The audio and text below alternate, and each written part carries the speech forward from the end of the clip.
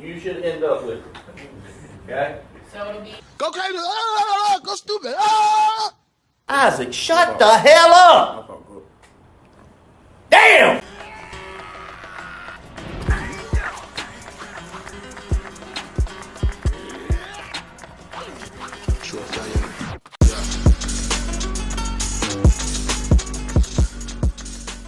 Hey guys. You were expecting my voice? Nah, microphone machine broke, come back next video, but wait beforehand, is it okay if I read you Reddit stories? No? Well fuck you then, I'm going to anyway. Sorry not sorry but anyway, enjoyed the video. Reddit, what is your most disturbing, scary, or creepy real story? Serious? About 2 years ago, I was driving home from a family reunion pretty late at night, and the drive was about 2 hours. I didn't stay the night because I had to be back for work the following day. Most of the drive was on roads with dense bushes and trees on either side, the real creepy ones you see a lot in movies. Anyway, I had been driving about 45 minutes, and I was starting to get really tired. You know how sometimes you just suddenly become really tired, out of nowhere? Well yeah, that happened to me. I knew I wasn't going to last, but I didn't come across any place that I felt I could park and safely sleep. Anyway, after it became clear to me that I wasn't going to find a place to pull up, and my tiredness wasn't going away, I did something very questionable. I pulled over to the side of the road onto the grass, behind some bushes, to try and hide my car from anybody else who was going to come past. The roads weren't empty, I came across another car every few minutes or so. I made a mental note that the time was 11:22, and then fell asleep. Sometime later I was awoken by a scratching sound. I looked at the clock, 11:50. The sound stopped after a few seconds, and because I was still extremely tired, I didn't bother looking around and simply went back to sleep. I was later awoken by the same sound, and it was now 12:40. This time it really freaked me out because the sound didn't stop. The thought ran across my mind that it was just an animal inspecting the car, but why would it return almost an hour after it had left the previous time? I looked in my rearview mirror and just managed to catch a glimpse of something running away into the forest. Now, at the time, I thought it was the damn hook killer, you know, the one that scratched that couple's car and then slaughtered the guy when he got out to investigate. Fuck that, I thought to myself, so I got the hell out of there.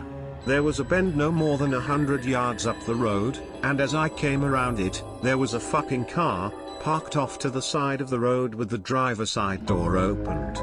I slowed down just to look to see if anyone was in there, there wasn't. Then I looked in my rear view mirror. I didn't see anything, and all of a sudden, this guy comes sprinting around the corner. He starts screaming at me, shouting stuff like, hey you, get the fuck out of your car. Now. I noped the fuck out of there and sped off. I never saw the guy again. Moral of the story? Don't fucking sleep on the side of a deserted road. I just posted a story about my boyfriend sleeping on the side of the highway for the same reason. Too tired to safely drive. He woke up to 20 people banging on his windows and yelling at him to wake up and leave. Then he woke. He was dreaming it, but he's always wondered if someone was trying to get him to leave for a reason. It was the ghosts of all the people who were killed by the hook hand killer in that same spot, warning him to leave. Can never see hook hand killer without thinking the #slingling slasher.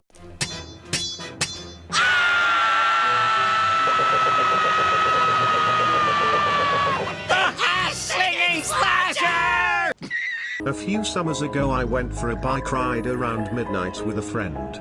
We went our separate ways at the end of the evening and I had about 2 blocks to ride back by myself.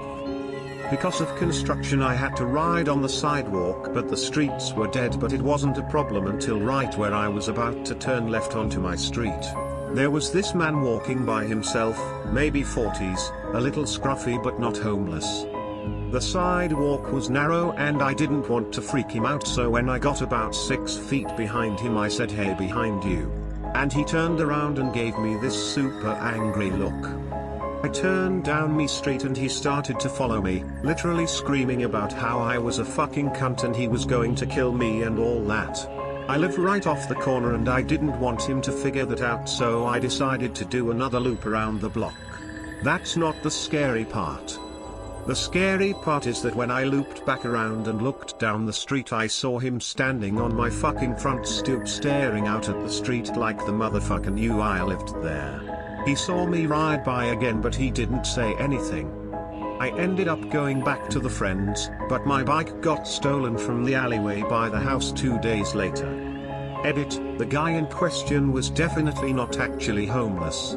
We have a large population of mentally ill in that area, unfortunately, downtown of a medium-sized city, so if I didn't think the sidewalk was too narrow to pass otherwise I wouldn't have. They disturbed him. Half the scary part was that he looked pretty much completely normal for my area. That being said, I ended up texting my mom and she made the decision not to notify law enforcement until my bike was stolen. I have a friend who lives in a super sketchy neighborhood, and he was riding his bike at night back to his house. On the other side of the street was a strange man, and the man turned around and started charging towards my friend with a knife in his hand, screaming, "I'ma fucking kill you." Friend narrowly dodged the crazy murderous man thankfully. He never goes riding his bike at night anymore.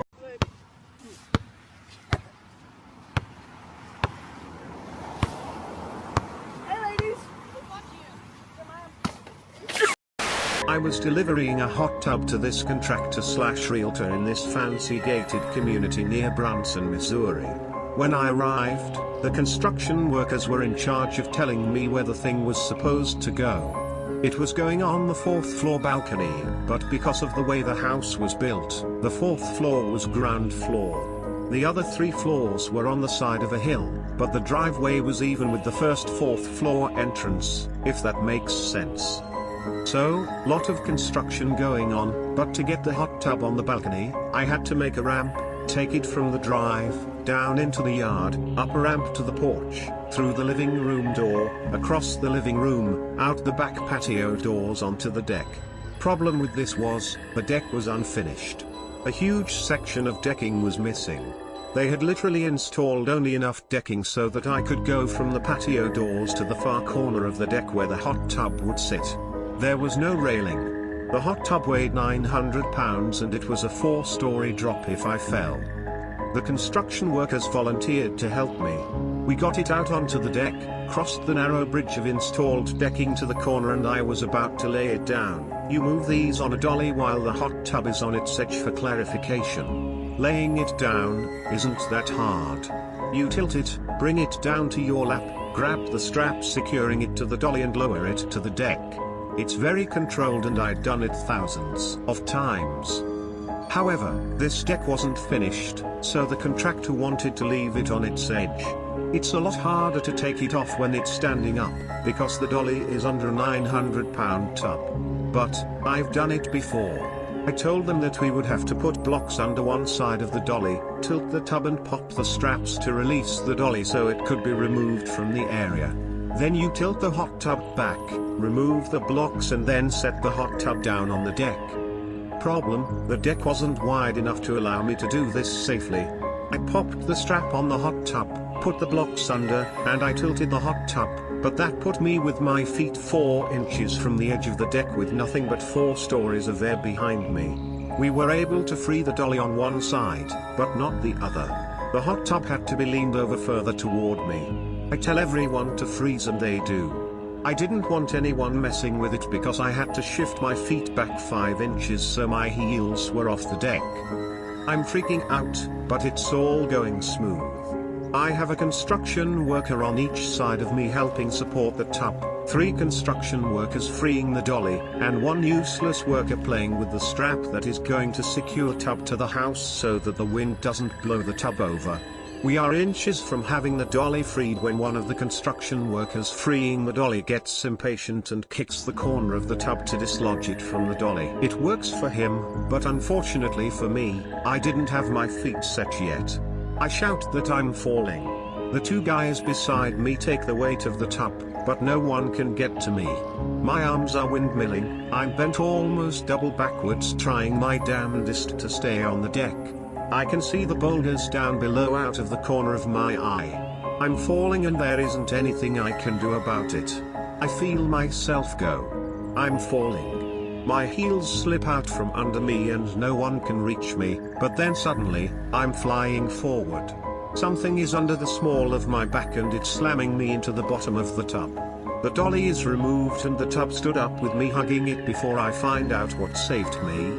The useless guy playing with the strap had already secured one end to the house. When I fell, the strap was already behind me, hanging off the deck. The construction worker pulled it tight with all his might, arresting my fall. It wasn't there for that purpose, but he saved my life that day. I would have been dead if not for him. I thanked him by sending him and his wife and kid to Breckenridge, Colorado for Christmas. It was actually a vacation I'd saved for and was about to surprise my wife and daughter with, but I felt he deserved it more. Plus, my wife and daughter didn't know anything about it. Yeah. That was one of my most scariest moments ever. TL, doctor, fell off a 4th floor deck, but construction worker saved me at the last moment, so I rewarded him with a vacation to Breckenridge, Colorado.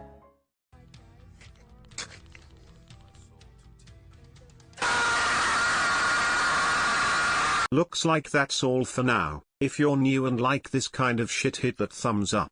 My beautiful voice will be back soon, I promise. Hit that bell to get notified of my uploads, and with Brian's voice speaking for me, I hope you all have a banging day and Theta Zero out.